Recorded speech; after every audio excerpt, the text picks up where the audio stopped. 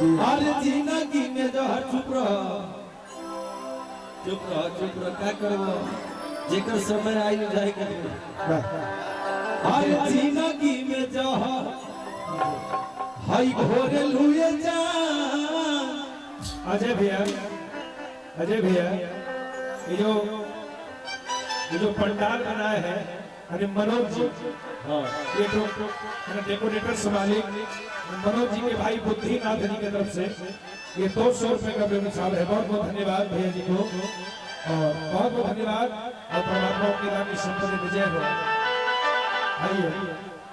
कीरा के जिंदगी में जा कि घोरे लुए जा कि जिंदगी में जा और घोरे हुए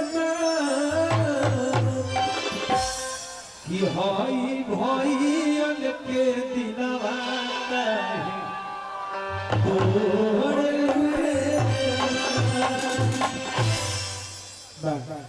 कि उनका से नाता अरे जोड़े लुए जान और अजय भैया से नाता और जोड़े हुए बालक भैया के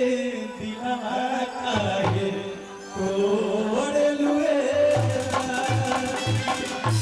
लेकिन क्या मगही क्षेत्र का एक ऐसा गायक कि आखरी हो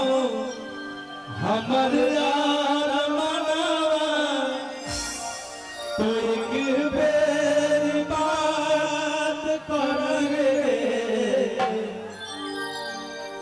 देगे किया के सोना जावा हो भरती पटनावा में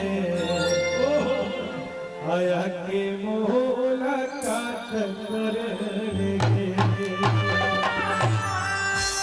किया खारी हो हमर यार मनावा तो बेरी बात कर लेंगे।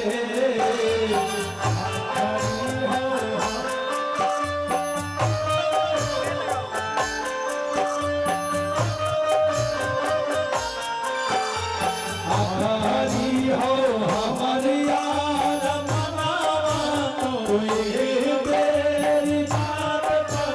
लेंगे।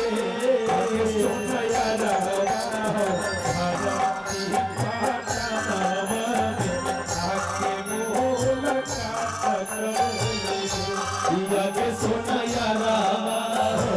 भारती पटनावा में आके मुलाकात कर लेंगे।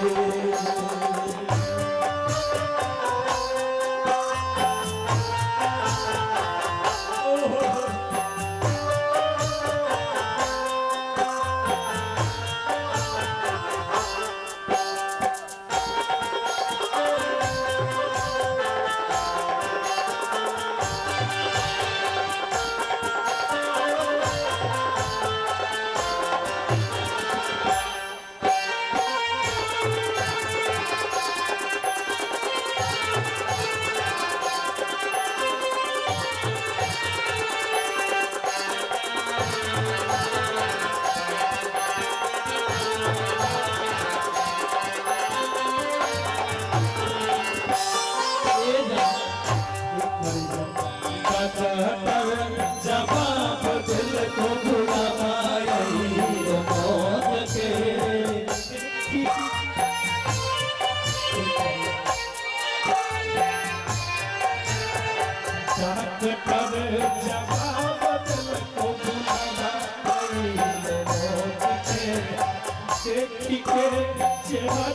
सोना चली जवाब दिल को भुलाना देखी के चेहरा जानो चल गई मौत के।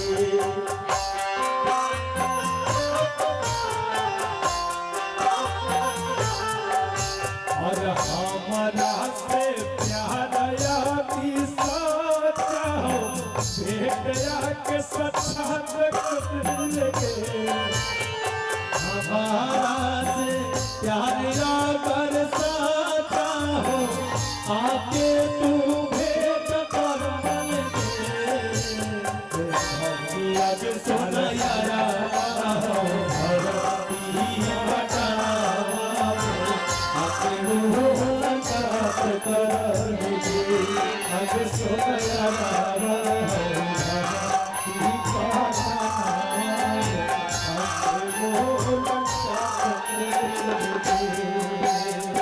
नदिया किनारा बाजा बाजो हर दिया तोरा हर दिया तोरा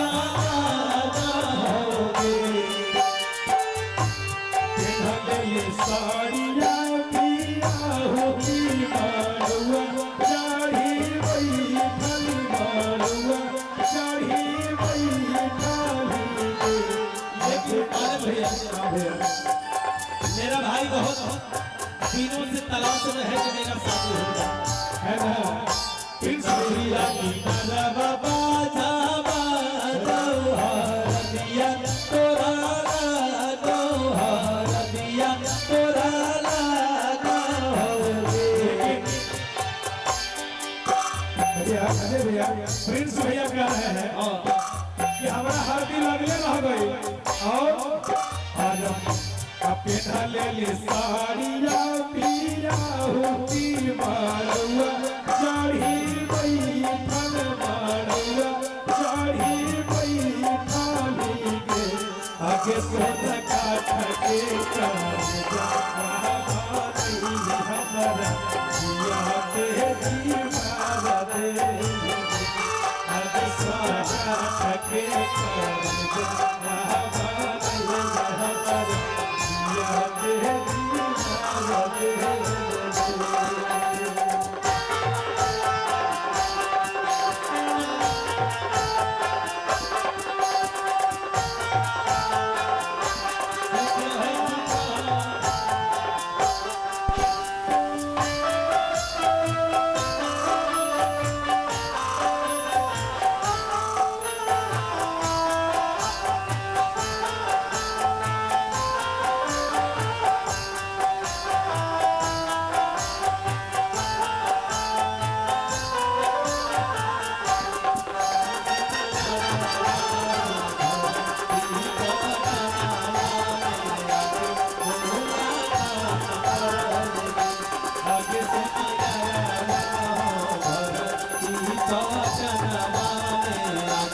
Oh